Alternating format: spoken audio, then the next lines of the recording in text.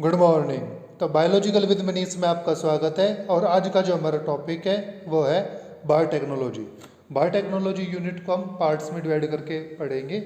आज जो हम इसके इंट्रोडक्शन पढ़ेंगे और इसमें फर्स्ट आइसोलेशन ऑफ डीएनए किसने किया था और किस तरीके से किया था इसके बारे में हम इसमें स्टडी करेंगे। तो वीडियो अगर आपको अच्छी लगती है तो वीडियो को आप जो है शेयर कर सकते हैं, कमेंट करके आप अपना क्वेश्चन पूछ सकते हैं। अगर आप न्यू स्टूडेंट है चैनल पे तो आप चैनल को सब्सक्राइब कर लीजिए। तो चलिए आज का जो टॉपिक है वो स्टार्ट करते हैं। तो बायोटेक्नोलॉजी, सबसे पहले इसकी डेफिनेशन को जानते हैं कि बायोटेक्नोलॉजी क्या होता है। बायोटेक्नोलॉजी जो होता है एक ब्रांच होती है साइंस की जो कि यूटिलाइज की जाती है लिविंग ऑर्गेनिजम्स के लिए और उसके डेरिवेट्स के लिए, कि लिविंग ऑर्गेनिज्म में किस तरीके से आप चेंज कर सकते हो और उनसे उनके डेरिवेट्स जो है वो बना सकते हो। बायोटेक्नोलॉजी जो होती है वो अपने अंदर जेनेटिक इंजीनियरिंग को, रिकम्बिनेशन को जो होते हैं इंक्लूड कर लेते हैं, जीन मैनिपुलेशन जो होते हैं इसको इंक्लूड करती है। तो बायोटेक्नोलॉजी के अंदर हम बायो से रिलेटेड जो टेक्निक्स होते हैं उनके बारे में स्टडी करते हैं। उन टेक्निक्स को यूज़ करके हम किस तरीके से एक नया ऑर्गेनिज्म या नई वैरायटी या कुछ नया उसके अंदर हम कर सकते हैं, तो इसको हम कहते हैं बायोटेक्नोलॉजी। तो बायोटेक्नोलॉजी के क्या होते हैं, कुछ टाइप होते हैं। तो बायोटेक्नोलॉजी के जो टाइप है उसमें से पहला टाइप होता है रेड बायोटेक्नोलॉजी।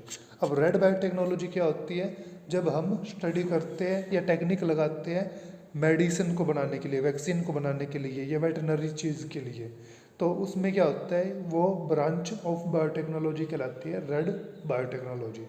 और वाइट बायोटेक्नोलॉजी क्या होती है, जब आप लो कंज्यूमिंग प्रोसेस को यूज़ करते हो, मतलब कि कोई चीज़ आपको बनानी है और उसमें आप ये चाहते हैं कि जो प्रोडक्ट आप यूज़ कर रहे हो वो कम से कम मात्रा में यूज़ हो, ठीक है। तो इसको हम कहते हैं वाइट बायोटेक्नोलॉजी। और इसको हम किस तरीके से करते हैं, माइक्रो ऑर्गेनिज्म का यूज़ करके। जैसे कि हमें बायोफ्यूल जो है वो बनाने हैं, तो अलग अलग तरीके जो है आप जानते हो बायोफ्यूल बनाने के, जिसमें क्या होते हैं कि अलग अलग तरह के माइक्रो ऑर्गेनिज्म यूज़ किए जाते हैं जो उसकी कंजप्शन को क्या कर देते हैं और भी कम कर देते हैं। तो इसी तरीके से अगला पार्ट इसका येलो बायोटेक्नोलॉजी।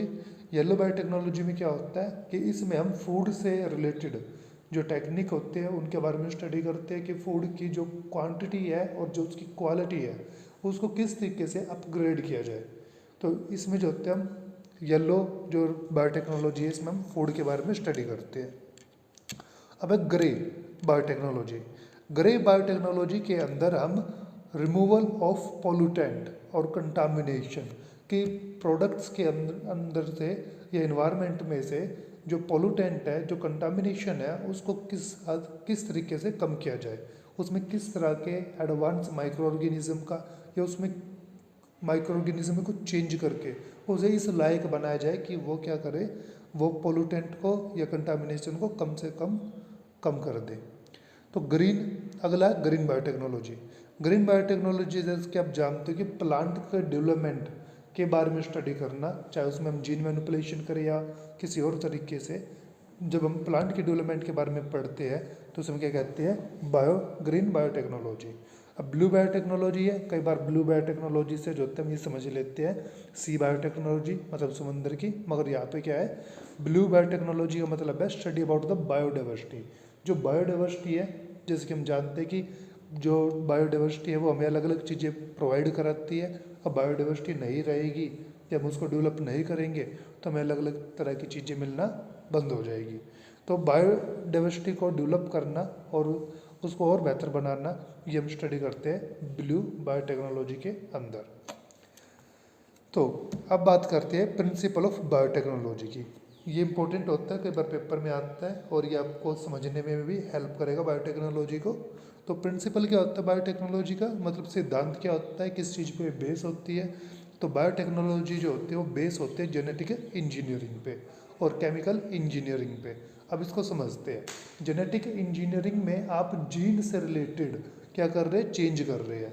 अब वो चेंज होता है कि आप उसमें कुछ एडिंग कर सकते हैं या कुछ चीज़ जो होती है उसमें वो डिलीट भी कर सकते हैं, या आप दो डीएनए को क्या कर सकते हो, मिक्स भी कर सकते हो, तो वो हो जाएगा रिकम्बिनेंट डीएनए, ठीक है। जैसे कि यहाँ पे हमने आपको बताया भी है जेनेटिक इंजीनियरिंग क्या होता है। The principle of genetic engineering is to modify the existing organism by changing the genetic material. Genetic engineering का मेन मकसद ये होता है कि जो ऑर्गेनिज्म है उसको जेनेटिकली क्या कर दे, मॉडिफाई कर दे। और जो ऑर्गेनिज्म जेनेटिकली मॉडिफाई हो जाएगा उसको हम क्या कहते हैं, जीएमओ भी कहते हैं। तो ये भी 12th क्लास में कई बार जो है पूछ लिया जाता है, तो आपको याद रखना जीएमओ क्या होते हैं, जेनेटिकली मॉडिफाइड ऑर्गेनिज्म। अब आप किसी ऑर्गेनिज्म को जेनेटिकली मॉडिफाइड कैसे करते हो, किसी ऑर्गेनिज्म को आप जेनेटिकली मॉडिफाई करने के लिए उसके अंदर का जो जीन होता है वो क्या कर देते हो, चेंज कर देते हो, ठीक है। और अब है केमिकल इंजीनियरिंग। केमिकल इंजीनियरिंग में क्या करता है, केमिकल इंजीनियरिंग होती है, it improve the method of manufacture, storage and maintenance of antibiotic, enzymes या वैक्सीन। एंटीबायोटिक, एंजाइम या वैक्सीन को डेवलप करना और उसको और बेहतर बनाना और अच्छा बनाना, ये क्या कहलाता है, ये कहलाता है genetic engineering, sorry chemical engineering, ठीक है। अब है आपका इम्पोर्टेंट क्वेश्चन इस वीडियो का, फर्स्ट रिकम्बिनेंट डीएनए। ये कई बार जो होता है पेपर में आता है और पूछा भी जाता है, तो आपको याद रखना है कि सबसे पहले जो फर्स्ट रिकम्बिनेंट डीएनए था, रिकम्बिनेंट डीएनए का मतलब है जैसे कि आपके पास ये डीएनए है, इसमें से आपने ये पार्ट जो कट कर दिया है और कट करने के बाद दूसरा जो डीएनए होता है वो यहाँ पे क्या कर दिया, ऐड कर दिया है। तो अब इसमें दो डीएनए जो है मिक्स हो चुके हैं, एक पहले बंदे का, एक दूसरे बंदे का, तो वो क्या हो गया है, तो ये हो जाता है रिकम्बिनेंट डीएनए। अब इसको पेपर में कैसे दिया जाता है, पेपर में दिया जाता है आर डीएनए के तौर पर, कि आर डीएनए क्या होता है। तो ये स्मॉल जो आर होता है ये किसको शो करता है, ये शो करता है रिकम्बिनेंट को, ठीक है। तो आपको यहाँ पे याद रखना, क्योंकि क्या होता है बच्चा कंफ्यूज हो जाता है कि आर एन ए, ये तो आपने पढ़ रखा है क्या होता है आर एन ए, ये होता है राइबोसोमल आर एन ए। तो कई बार बच्चा आर डीएनए में जो होता है कंफ्यूज हो जाता है, तो इसको याद रखना ये क्या होता है, ये होता है रिकम्बिनेंट डीएनए। स्मॉल आर किसको शो करता है, रिकम्बिनेंट को, ठीक है। फिर इसमें जो इंपॉर्टेंट बात याद रखनी है कि इसको किसने बनाया था, Stanley Cohen and Albert Boyer ने इसको बनाया था। फिर दूसरा पूछते हैं उन्होंने क्या चीज़ ली थी, तो उन्होंने एक जीन लिया था। वो जीन क्या कर रहा था, वो एक एंटीबायोटिक रेजिस्टेंस जीन था, एंटीबायोटिक को रजिस्ट करने वाला जीन, ठीक है। अब इस जीन की क्या इंपॉर्टेंस होती है, ठीक है, ये भी हम डिस्कस करेंगे, मगर पहले आप ये जान लीजिए कि वो जीन क्या था, वो था एंटीबायोटिक रेजिस्टेंस जीन्स। अब वो किस में से निकाला गया था, वो निकाला गया था सैल्मोनेला टाइफिमोरियम में से। अब सैल्मोनेला टाइफिमोरियम का वो कौन सा पार्ट था, वो उसका प्लाज्मिड था। सैल्मोनेला टाइफिमोरियम क्या होता है, एक बैक्टीरिया होता है, इसके पास क्या प्रेजेंट होता है, इसके पास एक प्लाज्मिड प्रेजेंट होता है, ठीक है। और उसमें क्या होता है, खुद का भी डीएनए प्रेजेंट होता है। प्लाज्मिड क्या होता है, एक्स्ट्रा क्रोमोसोमल पार्ट, ठीक है। तो इस प्लाज्मिड के अंदर था ये जीन, ठीक है। तो आपको याद रखना है कि जो जीन निकाला गया था वो क्या था, एंटीबायोटिक रेजिस्टेंस जीन था। किसमें से निकाला गया था, सैल्मोनेला टाइफिमोरियम में से निकाला गया था। और सैल्मोनेला टाइफिमोरियम का क्या था, वो प्लाज्मिड था जिसमें से निकाला गया था, ठीक है। अब उसको किसके अंदर इंसर्ट किया गया था, उसको इंसर्ट किया गया था इकोलाई के अंदर, ठीक है। वो जीन हमने निकाल लिया, जैसे वर्कशीट पे अगर हम काम करें, ठीक है, तो ये जीन जो था वो हमने क्या कर लिया, निकाल लिया। और इकोलाई का जो प्लाज्मिड था वो निकाला, फिर उसको क्या करा हमने, कट करा। कट करने के बाद ये पोर्शन इसमें क्या कर दिया हमने, इंसर्ट कर दिया, ठीक है। ये जीन यहाँ पे इंसर्ट कर दिया, तो यहाँ पे क्या हो गया, ये दो तरह के डीएनए क्या हो गए, मिक्स हो गए। तो इसे हम क्या कहते हैं, इसे हम कहते हैं रिकम्बिनेंट डीएनए टेक्नोलॉजी, ठीक है। तो अब ये डीएनए जो है इसके अंदर आप स्लाइड में देख भी सकते हैं, एक मिनट। तो ये स्लाइड जो है अगली नेक्स्ट, इसमें आप देखिए इसको, जैसे यहाँ पे दिखा रखा है, ये क्या है, टेट्रासाइक्लिन है, ठीक है। यहाँ पे इसने टेट्रासाइक्लिन जो एंटीबायोटिक रेजिस्टेंस जीन था वो क्या था, टेट्रासाइक्लिन रेजिस्टेंस था। टेट्रासाइक्लिन जो एंटीबायोटिक होते हैं उसको क्या करता है, वो रजिस्ट करता है, ठीक है। अब उन्होंने क्या करा, वहाँ से कट कर लिया, कट करने के बाद उसको क्या कर रहा, जो इकोलाई से निकाला गया था उसके अंदर इंसर्ट कर दिया डीएनए लाइगेज की सहायता से। और इसके बाद वो क्या करेगा, इकोलाई के अंदर,